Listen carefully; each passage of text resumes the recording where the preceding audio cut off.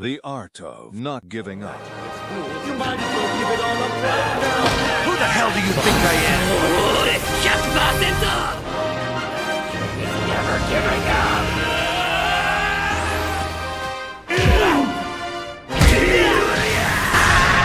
デトロイト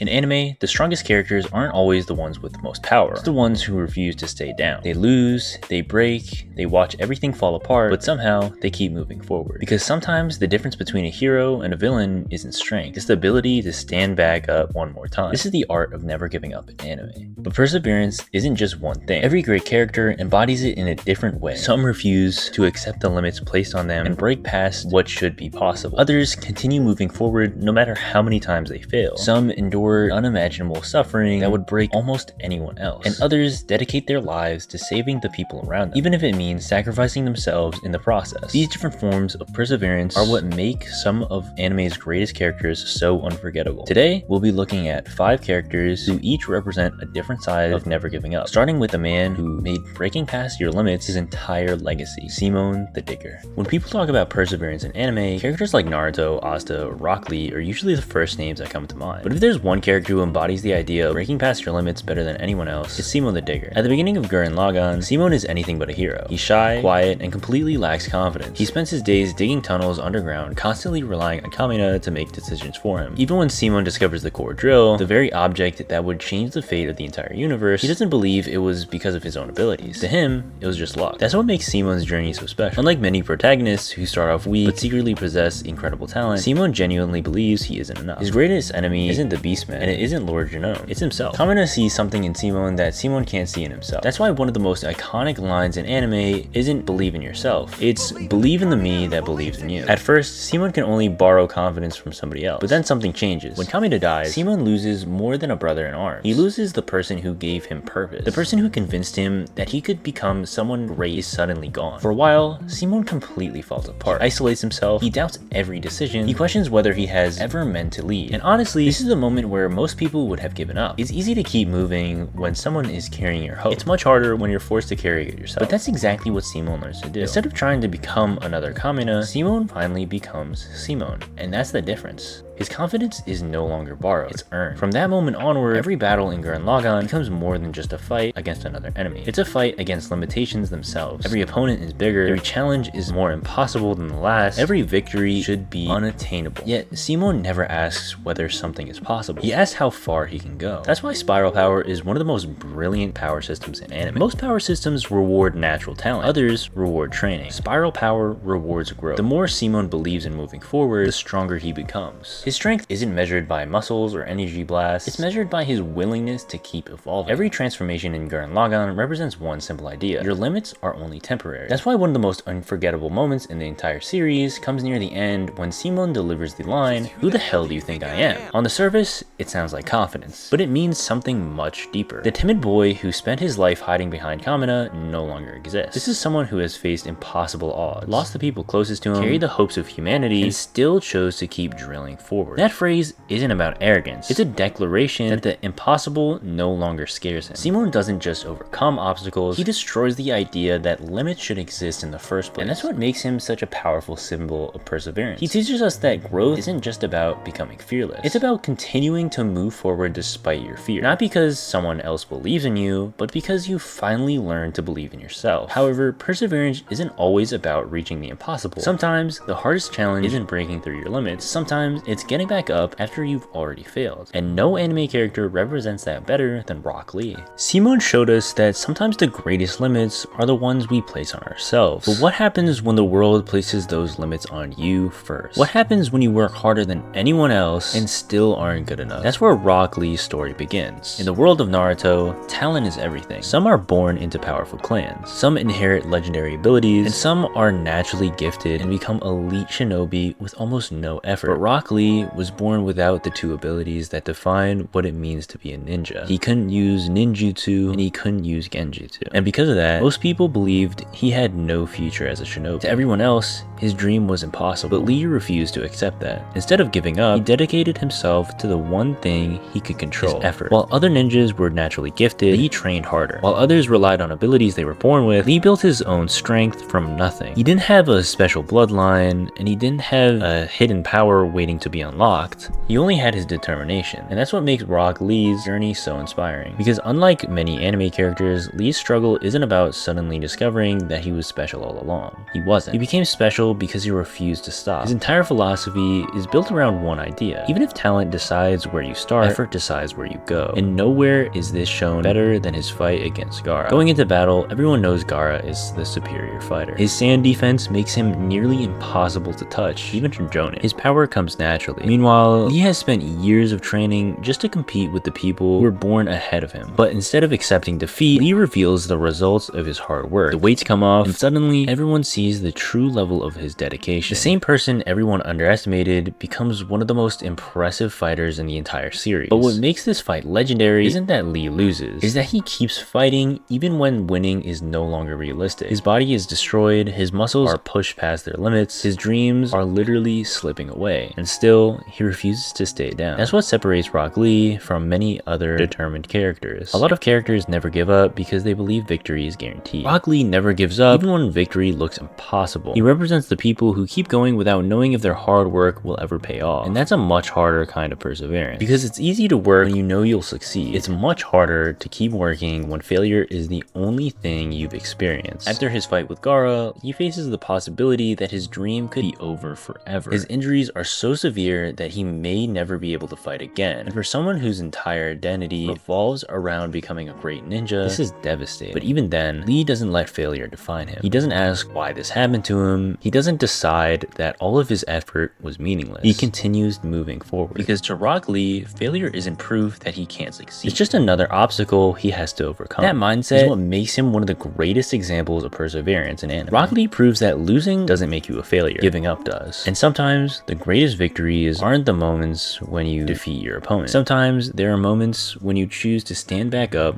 after losing. But not every battle is fought against an opponent. Sometimes the hardest battle is simply surviving the pain that comes with moving forward. Some characters fight because they want to prove themselves, some fight because they have a dream, but one character keeps fighting despite experiencing the same nightmare over and over again. A character who loses everything and still chooses to try one more time. That character is Subaru Natsuki. Rock Lee showed us that perseverance means continuing after failure. But failure is one thing. What happens when failure doesn't just hurt your pride? What happens when it breaks you? When every mistake costs you everything? When the pain doesn't just disappear after the battle ends? That's where Subaru's journey begins. When you lose everything, start over, and are forced to experience the same pain all over again, that's what makes Subaru Natsuki one of the most unique examples of perseverance in anime. Because unlike most protagonists, Subaru doesn't have overwhelming strength. He isn't the strongest fighter, he isn't a genius strategist, he isn't someone who can simply overpower every obstacle in his way. In fact, when Subaru first arrives in the world of ReZero, he is completely unprepared for what awaits him. At first, he believes his biggest advantage is that he's the main character. He thinks this new world will work like the stories he knows, but reality quickly proves him wrong. The moment Subaru dies for the first time, he discovers a terrifying ability, Return by Death. Whenever Subaru dies, he returns to a previous point in time. To everyone else, nothing happens. To Subaru, he remembers everything. Every death, every mistake, every moment of watching someone he cares about suffer. He is forced to carry experiences that nobody else even knows happened, and that's what makes his journey so painful. Most characters can recover after losing a fight. They can train, they can become stronger, they can prepare for the next battle. But Subaru has to live through his failures over and over and over again. Imagine watching your friends die and knowing that no matter how hard you tried, you couldn't save them. Imagine finally making progress, only for everything to fall apart moments later. Imagine being the only person who remembers the worst moments of your life. That's Subaru's reality. And the most impressive part is not that he survives, it's that he continues choosing to care. Because after everything he experiences, giving up would be understandable. There are moments where Subaru breaks, moments where the pressure becomes too much, moments where he loses confidence in himself and believes he is completely useless. And honestly, those moments are what make him such a powerful character. Subaru isn't inspiring because he never struggles. He's inspiring because we see him struggle more than almost anyone. He cries, he panics, he makes mistakes, he falls apart, but he still gets back back up. That's what separates Subaru from traditional anime heroes. Most heroes keep fighting because they believe they can win. Subaru keeps fighting even when he has no reason to believe he will. His greatest ability isn't returned by death, it's his refusal to surrender. Every reset is another chance. Every failure is another lesson. Every painful experience becomes another reason to keep moving forward. And the hardest part is that Subaru can't even share his suffering. He can't tell people what he's been through. He can't explain why he knows the things he shouldn't know. He can't ask for help by revealing the truth, and he has to carry all of this weight alone. Yet somehow he continues. Not because he thinks everything will be easy, but because he knows that giving up guarantees failure. Subaru teaches us something different from characters like Simone or Rock Lee. Sometimes perseverance isn't about becoming stronger. Sometimes perseverance is simply surviving another day. It's choosing to move forward while you're afraid. It's choosing hope when you have every reason to believe there is none left. Because the question isn't how many times can someone win, the real question is how many times can someone break before they finally stop. And Subaru's answer is one more time. No matter how many times he fails, he will always try again. But perseverance isn't always about fighting for yourself. Sometimes the strongest reason to keep moving forward is someone else. Some characters continue because they want to prove their own worth. Others continue because they refuse to let another person suffer the way they did. And that brings us to Naruto Uzumaki, a character whose greatest strength was never his power. It was his refusal to give up on people. Subaru showed us that perseverance means surviving even when the pain feels impossible to carry. But sometimes the hardest battles aren't the ones we fight for ourselves. Sometimes the hardest thing is believing that someone else can still be saved, even when the entire world has given up on them. And no character represents that better than Naruto Uzumaki.